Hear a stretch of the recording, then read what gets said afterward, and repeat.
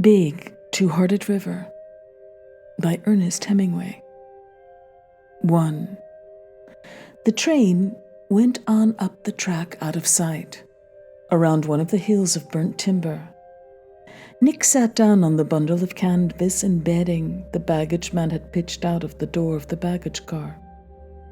There was no town, nothing but the rails and the burnt-over country. The 13 saloons that had lined the one street of Cézanne had not left a trace. The foundations of the Mansion House Hotel stuck up above the ground. The stone was chipped and split by the fire. It was all that was left of the town of Cézanne. Even the surface had been burnt off the ground. Nick looked at the burned-over stretch of hillside where he had expected to find the scattered houses of the town, and then walked down the railroad track to the bridge over the river. The river was there. It swirled against the log spiles of the bridge. Nick looked down into the clear brown water, colored from the pebbly bottom, and watched the trout keeping themselves steady in the current with wavering fins. As he watched them, they changed their positions by quick angles, only to hold steady in the fast water again. Nick watched them a long time. He watched them holding themselves with their noses into the current. Many trout in deep, fast-moving water, slightly distorted as he watched far down through the glassy convex surface of the pool, its surface pushing and swelling smooth against the resistance of the log-driven spiles of the bridge. At the bottom of the pool were the big trout. Nick did not see them at first. Then he saw them at the bottom of the pool. Big trout, looking to hold themselves on the gravel bottom in a varying mist of gravel and sand, raced in spurts by the current. Nick looked down into the pool from the bridge. It was a hot day. A kingfisher flew up the stream. It was a long time since Nick had looked into a stream and seen trout. They were very satisfactory. As the shadow of the kingfisher moved up the stream, a big trout shot upstream in a long angle, only his shadow marking the angle, then lost his shadow as he came through the surface of the water, caught the sun, and then, as he went back into the stream under the surface, his shadow seemed to float down the stream with the current, unresisting to his post under the bridge, where he tightened, facing up into the current. Nick's heart tightened as the trout moved. He felt all the old feeling. He turned and looked down the stream. It stretched away, pebbly-bottomed with shallows and big boulders, and a deep pool as it curved away around the foot of a bluff.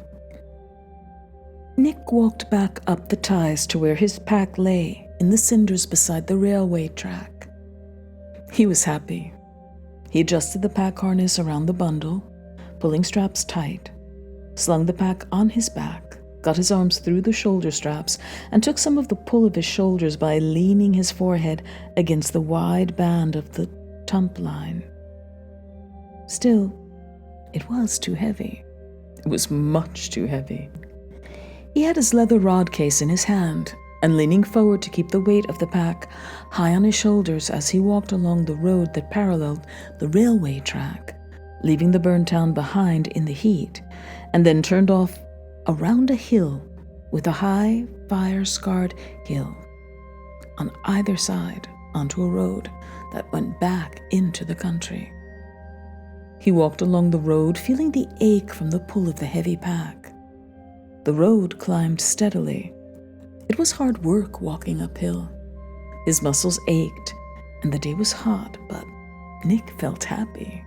He felt he had left everything behind, the need for thinking, the need to write, other needs. It was all back of him.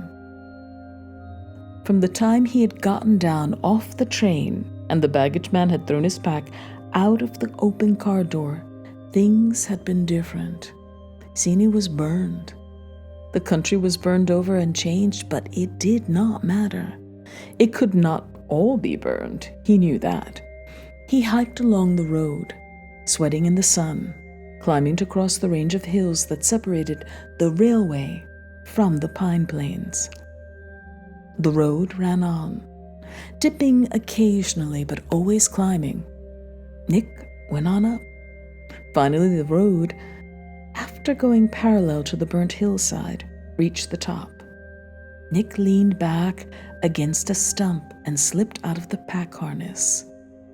Ahead of him, as far as he could see, was the pine plain. The burned country stopped off at the left with the range of hills. On ahead, islands of dark pine trees rose out of the plain. Far off to the left was the line of the river. Nick followed it with his eye and caught glints of the water in the sun. There was nothing but the pine plain ahead of him until the far blue hills that marked the lake's superior height of land. He could hardly see them, faint and far away in the heat light over the plain. If he looked too steadily, they were gone. But if he only half looked, they were there, the far-off hills of the height of land.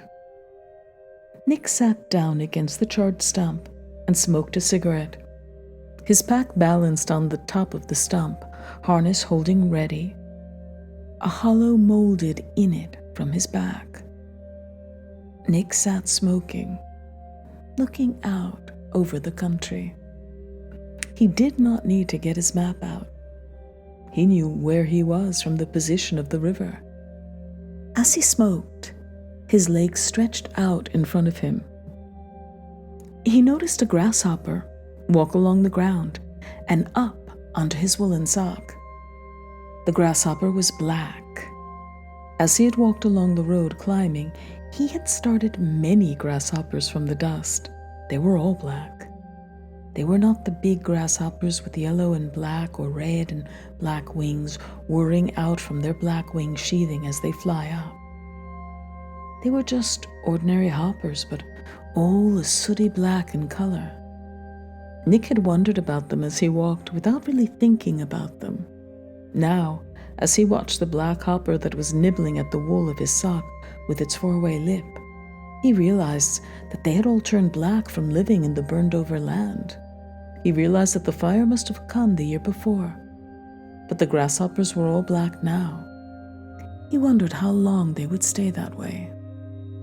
Carefully, he reached his hand down and took hold of the hopper by the wings.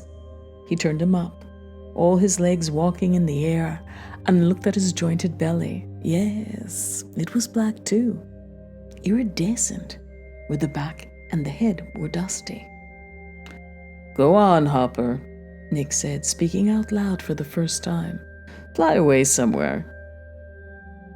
He tossed the grasshopper into the air and watched him sail away to a charcoal stump across the road.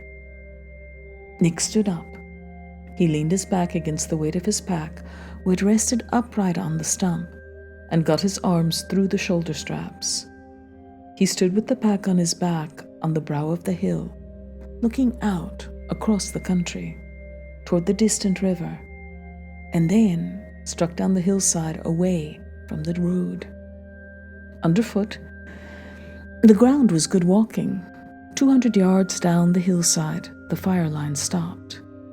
Then it was sweet fern, growing ankle-high, to walk through, and clumps of jack pines, a long undulating country with frequent rises and descents, sandy underfoot, and the country alive again. Nick kept his direction by the sun.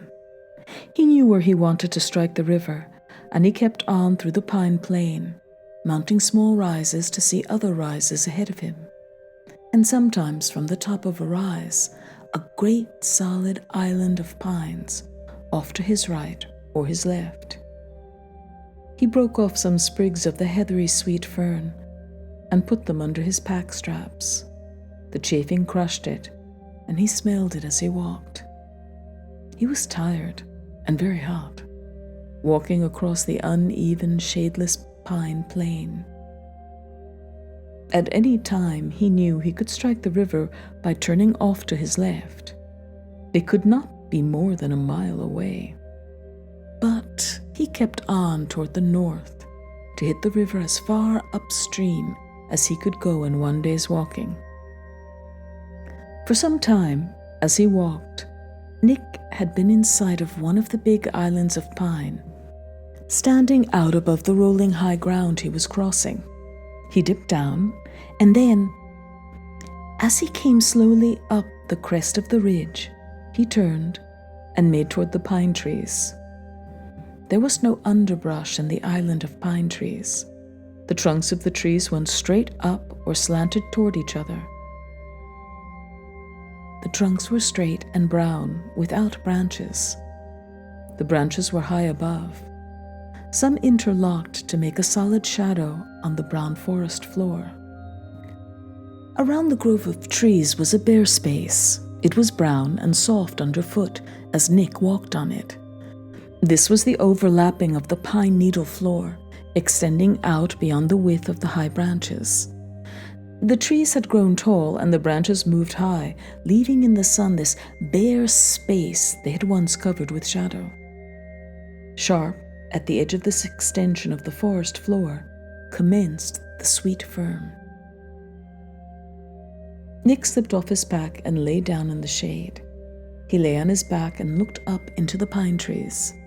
His neck and back and the small of his back rested as he stretched. The earth felt good against his back. He looked up at the sky through the branches and then shut his eyes. He opened them and looked up again. There was a wind high up in the branches. He shut his eyes again and went to sleep. Nick woke stiff and cramped.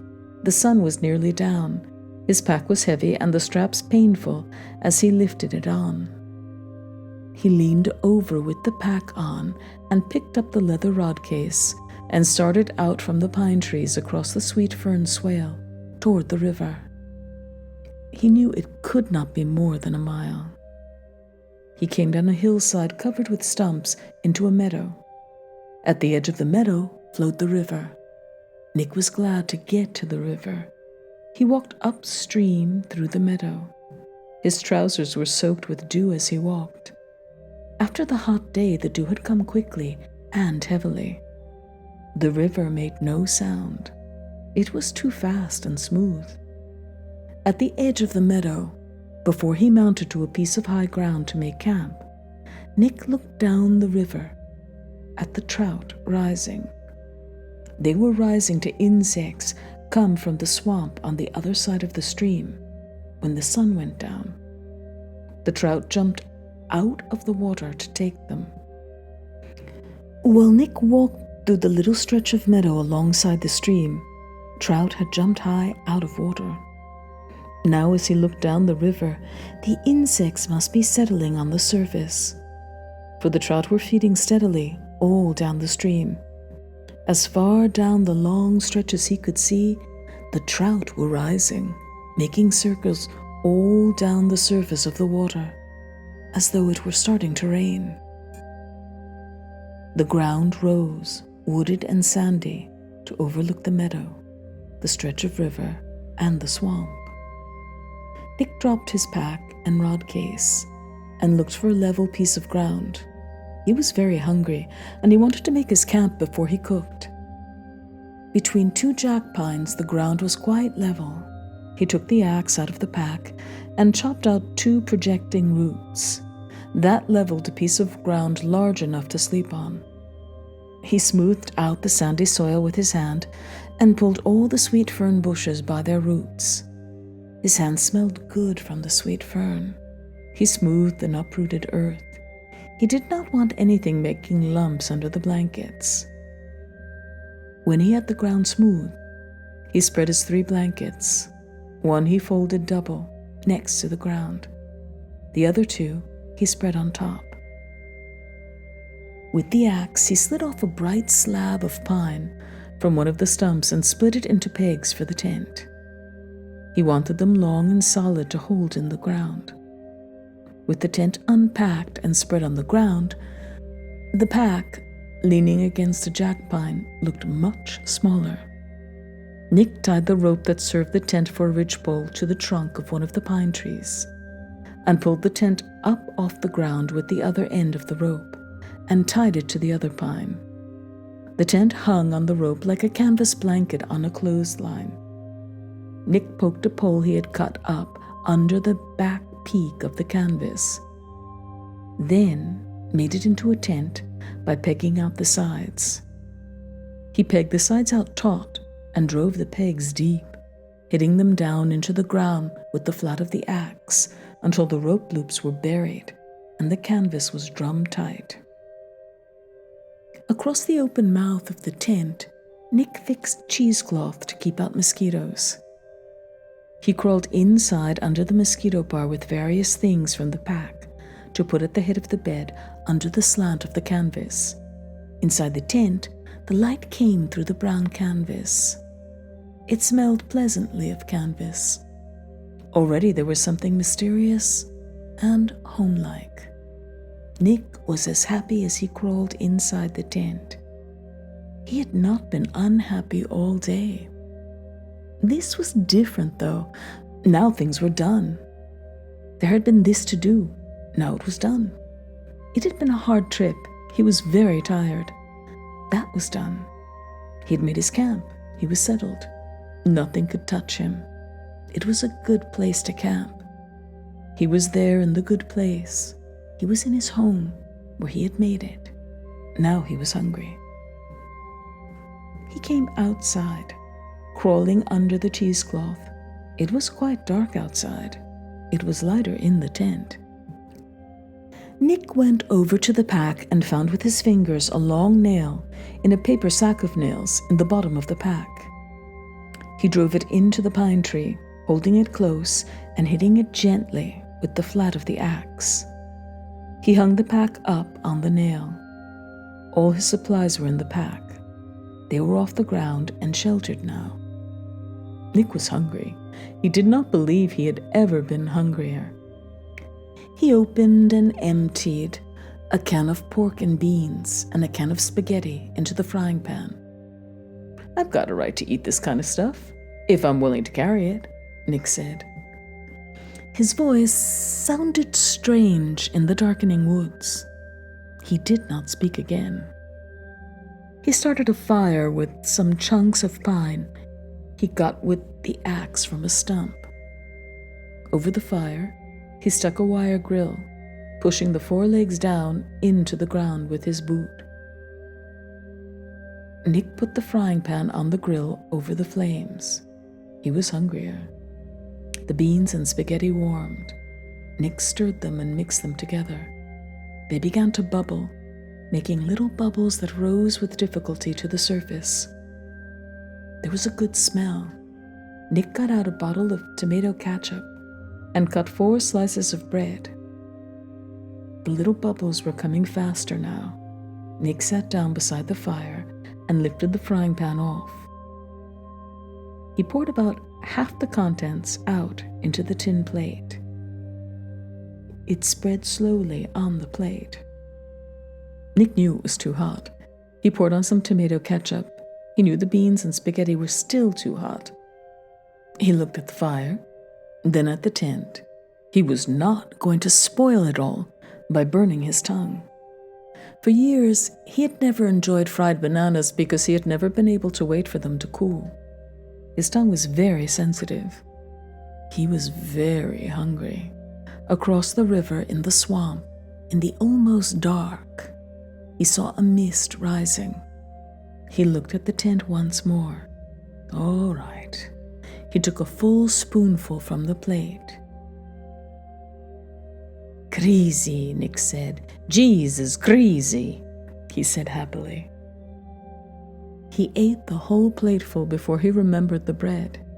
Nick finished the second plateful with the bread, mopping the plate shiny.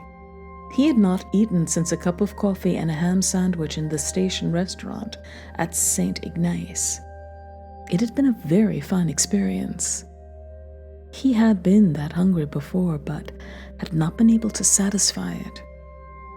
He could have made camp hours before if he had wanted to.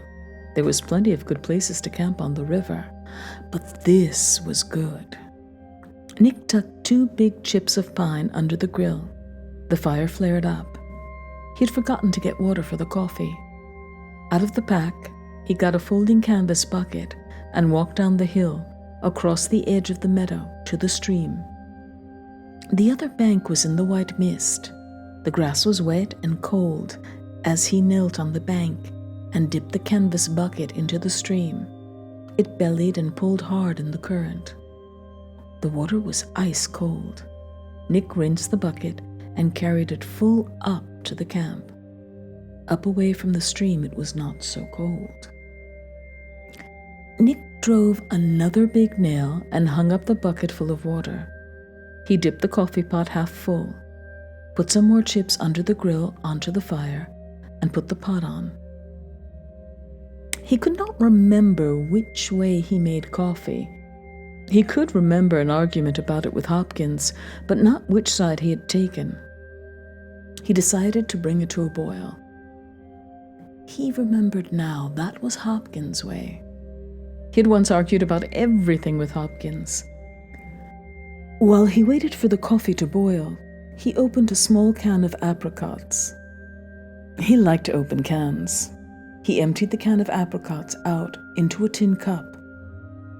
While he watched the coffee on the fire, he drank the juice syrup of the apricots, carefully at first to keep from spilling, then meditatively sucking the apricots down. They were better than fresh apricots. The coffee boiled as he watched. The lid came up and coffee and grounds ran down the side of the pot. Nick took it off the grill. It was a triumph for Hopkins. He put sugar in the empty apricot cup and poured some of the coffee out to cool. It was too hot to pour, and he used his hat to hold the handle of the coffee pot. He would not let it steep in the pot at all, not the first cup. It would be straight Hopkins all the way. Hop deserved that. He was a very serious coffee maker. He was the most serious Nick had ever known. Not heavy. Serious. That was a long time ago. Hopkins spoke without moving his lips. He played polo. He made millions of dollars in Texas. He had borrowed car fare to go to Chicago when the wire came that his first big well had come in. He could have wired for money. That would have been too slow. They called Hop's girlfriend in the Blonde Venus. Hop did not mind because she was not his real girl. Hopkins said very confidently that none of them would make fun of his real girl. He was right. Hopkins went away when the telegram came. That was on the Black River. It took 8 days for the telegram to reach him. Hopkins gave away his .22 caliber Colt automatic pistol to Nick. He gave his camera to Bill. It was to remember him always by. They were all going fishing again next summer. The hophead was rich. He would get a yacht, and they would all cruise along the north shore of Lake Superior. He was excited but serious. They said goodbye, and all felt bad. It broke up the trip. They never saw Hopkins again. That was a long time ago, on the Black River. Nick drank the coffee according to Hopkins. The coffee was bitter. Nick laughed. It made a good ending to the story. His mind was starting to work. He knew he could choke it because he was tired enough. He spilled the coffee out of the pot and shook the grounds loose into the fire. He lit a cigarette and went inside the tent. He took off his shoes and trousers, sitting on the blankets, rolled the shoes up inside the trousers for a pillow, and got in between the blankets. Out through the front of the tent, he watched the glow of the fire when the night wind blew on it. It was a quiet night. The swamp was perfectly quiet. Nick stretched under the blanket comfortably. A mosquito hummed close to his ear. Nick sat up and lit a match. The mosquito was on the canvas over his head. Nick moved the match quickly up to it. The mosquito made a satisfactory hiss in the flame. The match went out. Nick lay down again under the blankets. He turned on his side and shut his eyes. He was sleepy. He felt sleep coming. He curled up under the blanket and went to sleep. 2. In the morning, the sun was up and the tent was starting to get hot. Nick crawled out under the mosquito netting, stretched across the mouth of the tent to look at the morning. The grass was wet on his hands as he came out. He held his trousers and his shoes in his hands. The sun was just up over the hill. There was the meadow, the river, and the swamp. There were birch trees in the green of the swamp on the other side of the river. The river was clear and smoothly fast in the early morning. Down about 200 yards were 3 logs all the way across the stream. They made the water smooth and deep above them. As Nick watched, a mink crossed the river on the logs and went into the swamp. Nick was excited. He was excited by the early morning and the river. He was really too hurried to eat breakfast, but he knew he must. He built a little fire and put on the coffee pot. While the water was heating in the pot, he took an empty bottle and went down over the edge of the high ground to the meadow. The meadow was wet with dew, and Nick wanted to catch grasshoppers for bait before the sun dried the grass. He found plenty of good grasshoppers. They were at the base of the grass stems. Sometimes they clung to a grass stem. They were cold and wet with the dew and could not jump until the sun warmed them. Nick picked them up, taking only the medium-sized brown ones, and put them into the bottle. He turned over a log, and just under the shelter of the edge were several hundred hoppers. It was a grasshopper lodging house. Nick put 50 of the medium browns into the bottle. While he was picking up the hoppers, the others warmed in the sun and commenced to hop away. They flew when they hopped.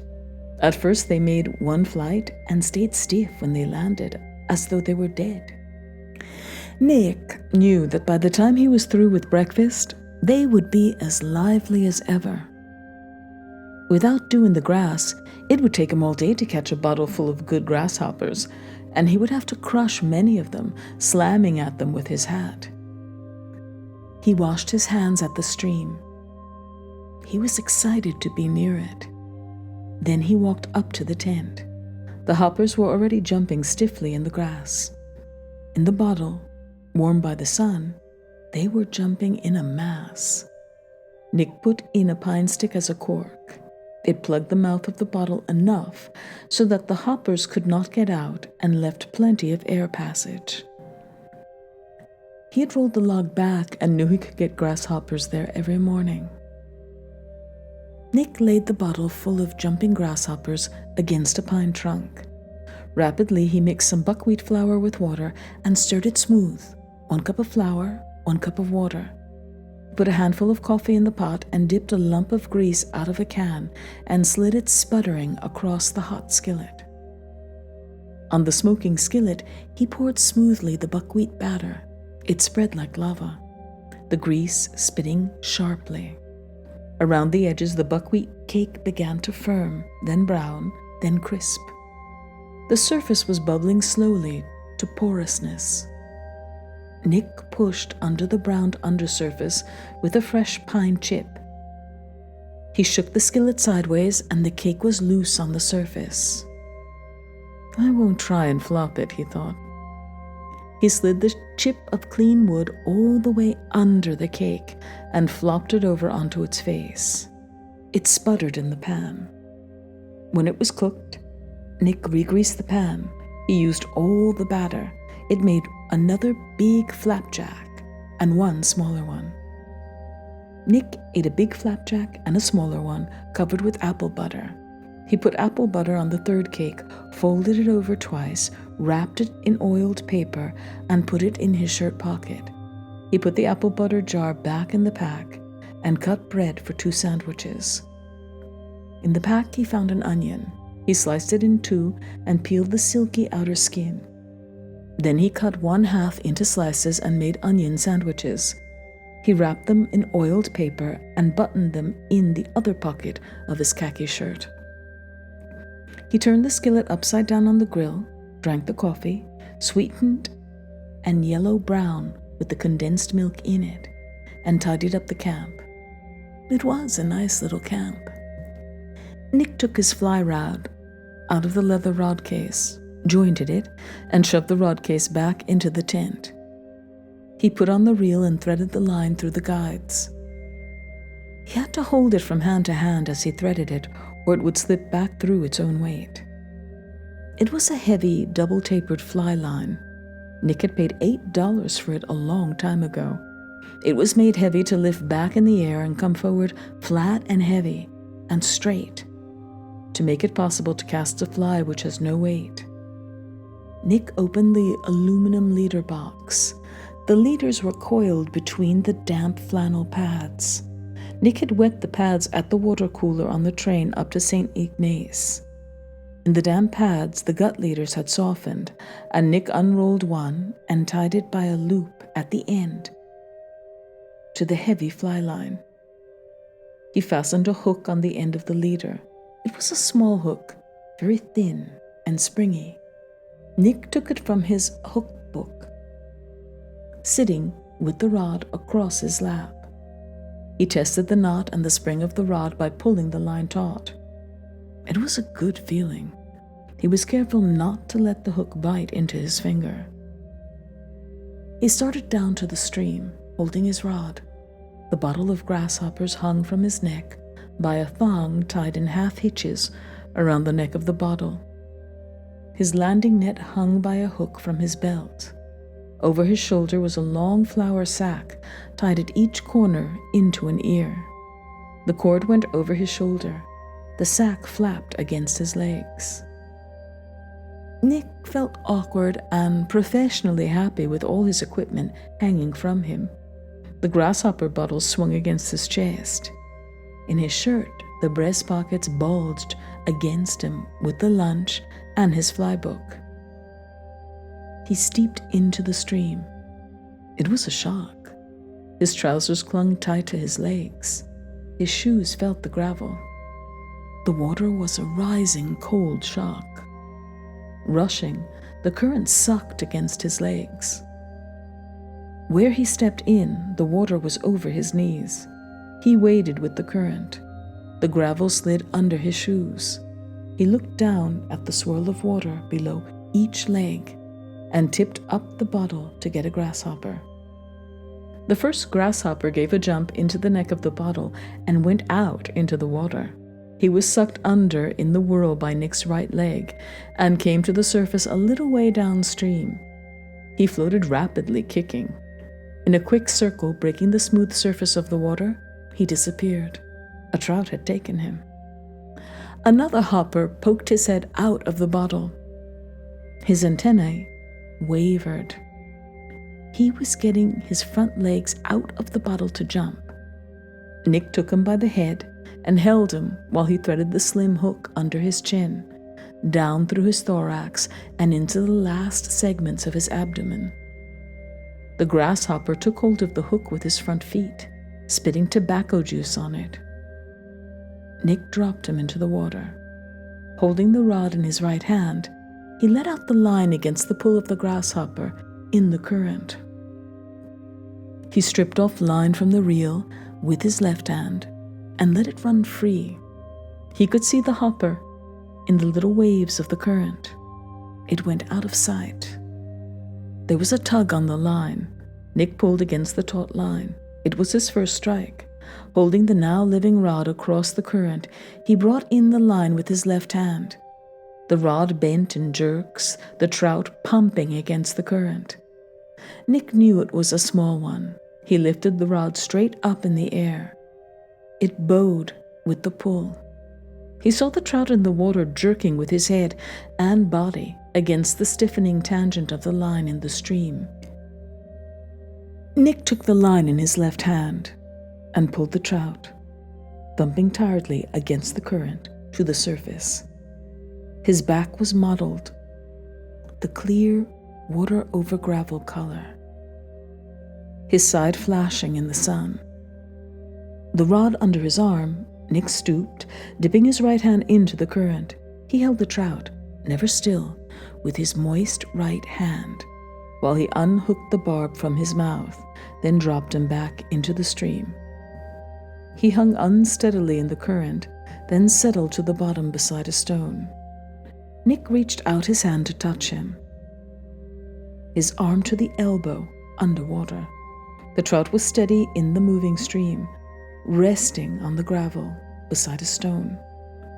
As Nick's fingers touched his smooth, cool, underwater feeling, he was gone in a shadow across the bottom of the stream. He's all right, Nick thought. He was only tired.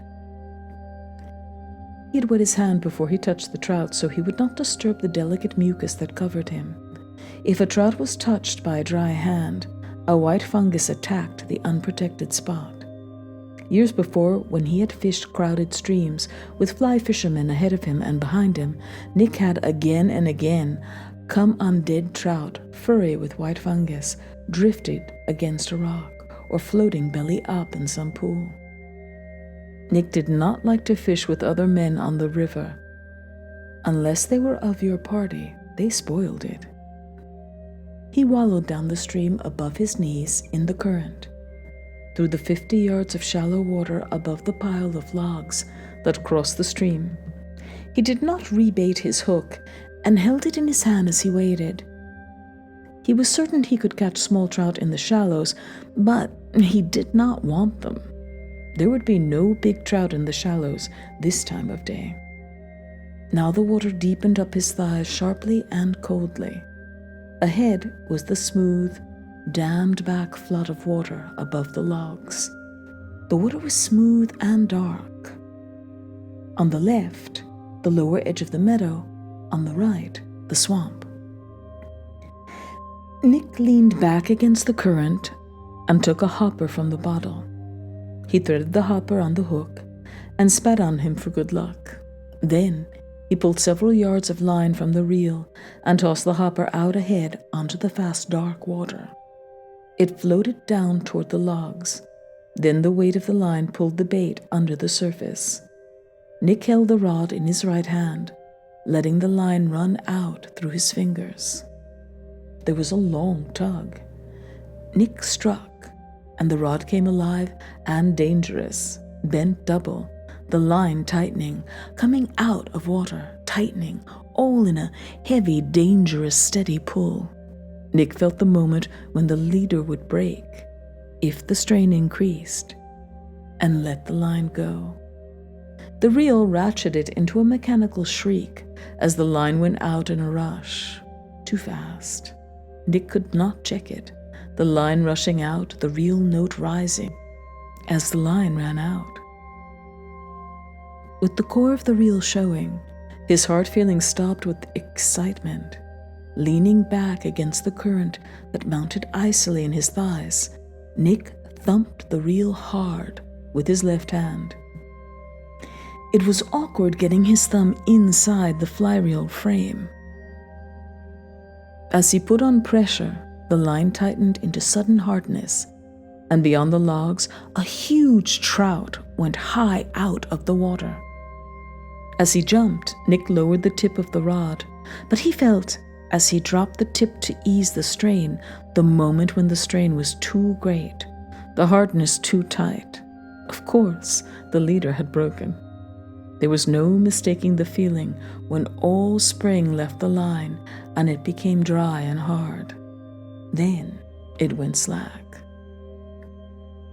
His mouth dry, his heart down, Nick reeled in. He had never seen so big a trout. There was a heaviness, a power not to be held. and then the bulk of him. As he jumped, he looked as broad as a salmon. Nick's hand was shaky. He reeled in slowly. The thrill had been too much. He felt vaguely a little sick, as though it would be better to sit down. The leader had broken where the hook was tied to it. Nick took it in his hand. He thought of the trout somewhere on the bottom, holding himself steady over the gravel, far down below the light, under the logs, with the hook in his jaw. Nick knew the trout's teeth would cut through the snell of the hook. The hook would embed itself in his jaw. He bet the trout was angry. Anything that size would be angry. That was a trout. He had been solidly hooked, solid as a rock. He felt like a rock, too, before he started off. By God, he was a big one. By God, he was the biggest one I ever heard of. Nick climbed out onto the meadow and stood, water running down his trousers and out of his shoes. His shoes, squelchy. He went over and sat on the logs. He did not want to rush his sensations any. He wriggled his toes in the water, in his shoes, and got out a cigarette from his breast pocket. He lit it and tossed the match into the fast water below the logs. A tiny trout rose at the match as it swung around in the fast current. Nick laughed. He would finish the cigarette. He sat on the logs, smoking, drying in the sun. The sun warm on his back, the river shallow ahead, entering the woods, curving into the woods, shallows, light glittering, big water-smooth rocks, cedars along the bank and white birches, the logs warm in the sun, smooth to sit on, without bark, gray to the touch. Slowly, the feeling of disappointment left him.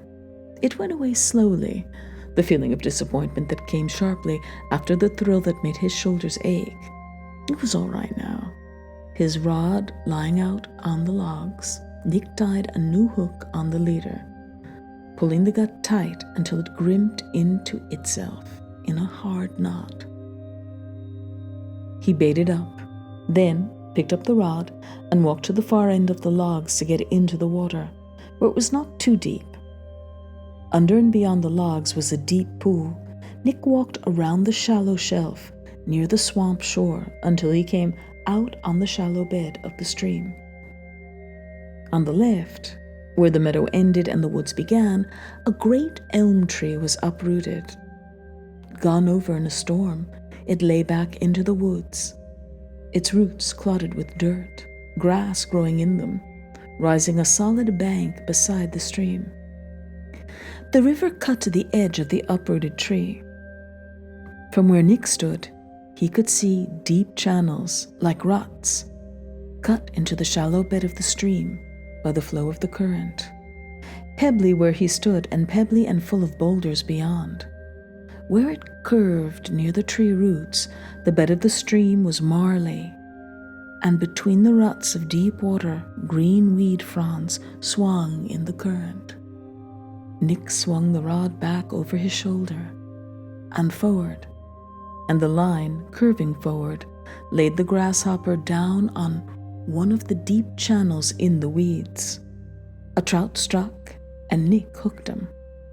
Holding the rod far out beyond the uprooted tree and sloshing back in the current, Nick worked the trout, plunging. The rod, bending alive, out of the danger of the weeds, into the open river.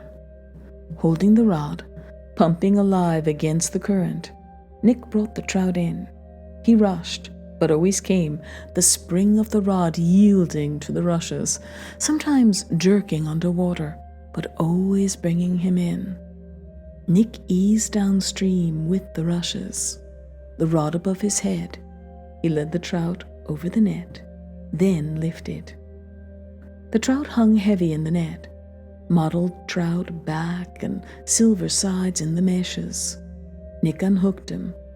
Heavy sides, good to hold, big undershot jaw, and slipped him, heaving and big, sliding into the long sack that hung from his shoulders in the water.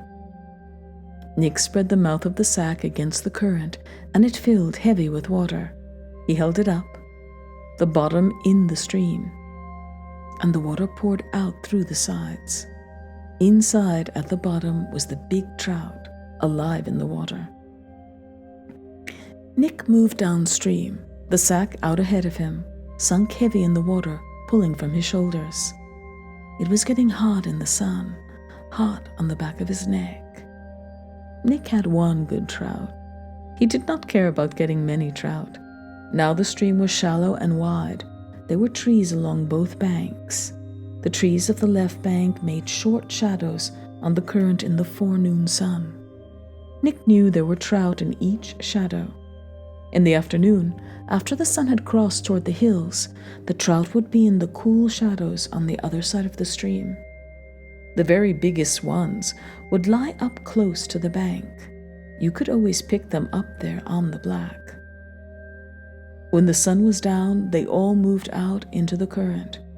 Just when the sun made the water blinding in the glare, before it went down, you were able to strike a big trout anywhere in the current. It was almost impossible to fish then. The surface of the water was blinding as a mirror in the sun. Of course, you could fish upstream, but in a stream like the Black, or this, you had to wallow against the current, and in a deep place, the water piled up on you. It was no fun to fish upstream with this much current. Nick moved along the shallow stretch, watching the banks for deep holes. A beech tree grew close beside the river, so that the branches hung down into the water. The stream went back in under the leaves. There were always trout in a place like that. Nick did not care about fishing that hole. He was sure he would get hooked in the branches. He looked deep, though. He dropped the grasshopper so the current took it underwater, back in under the overhanging branch. The line pulled hard, and Nick struck. The trout threshed heavily, half out of the water in the leaves and branches. The line was caught. Nick pulled hard, and the trout was off. He reeled in and, holding the hook in his hand, walked down the stream. Ahead, close to the left bank, was a big log. Nick saw it was hollow. Pointing upriver, the current entered it smoothly. Only a little ripple spread each side of the log. The water was deepening. The top of the hollow log was gray and dry. It was partly in the shadow. Nick took the cork out of the grasshopper bottle, and a hopper clung to it. He picked him off, hooked him, and tossed him out. He held the rod far out so that the hopper on the water moved into the current flowing into the hollow log. Nick lowered the rod, and the hopper floated in. There was a heavy strike. Nick swung the rod against the pull. It felt as though he hooked into the log itself, except for the live feeling. He tried to force the fish out into the current. It came, heavily. The line went slack, and Nick thought the trout was gone. Then he saw him, very near in the current, shaking his head, trying to get the hook out. His mouth was clamped shut. He was fighting the hook in the clear flowing current. Looping in the line with his left hand, Nick swung the rod to make the line taut and tried to lead the trout toward the net. But he was gone, out of sight, the line pumping. Nick fought him against the current, letting him thump in the water against the spring of the rod. He shifted the rod to his left hand, worked the trout upstream, holding his weight, fighting on the rod, and then let him down into the net. He lifted him clear of the water, a heavy half circle in the net dripping, unhooked him, and slid him into the sack. He spread the mouth of the sack and looked down in at the two big trout alive in the water. Through the deepening water, Nick waded over to the hollow log. He took the sack off over his head, the trout flopping as it came out of the water, and hung it so the trout were deep in the water. Then he pulled himself up on the log and sat, the water from his trousers and boots running down into the stream. He laid his rod down and moved along to the shady end of the log and took the sandwiches out of his pocket. He dipped the sandwiches in the cold water. The current carried away the crumbs. He ate the sandwiches and dipped his hat full of water to drink, the water running out through his hat just ahead of his drinking. It was cool in the shade, sitting on the log. He took a cigarette out and struck a match to light it. The match sunk into the gray wood, making a tiny furrow. Nick leaned over the side of the log, found a hard place, and lit the match. He sat smoking and watching the river. Ahead, the river narrowed and went into the swamp.